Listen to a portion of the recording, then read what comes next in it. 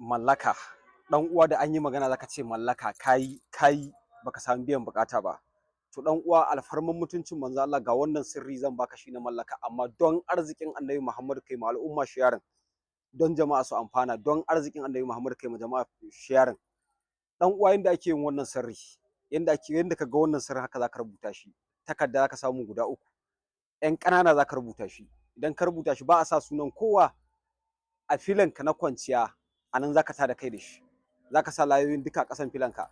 Sai gari ya waye, kafin ka ci komai, kafin ka sha komai, ka saka kowane laya da niyyan wanda kake son ka mallaka, ka saka kowane laya a bakinka, ka samu ruwa kawai ka haɗiye da shi. Wallahi dan uwa, na rantse da girman Allah, ka yi shi bayan ɗaya, layan ɗaya zaka haɗiye shi. Wallahi ka yi shi, wallahi sai ka fito kai mana godiya, sai kai wa Allah godiya, wallahi sai kai mana addu'a. In ka ji daɗi dan uwa, kai sharing don al'umma su amfana. Assalamu alaikum wa rahmatullah.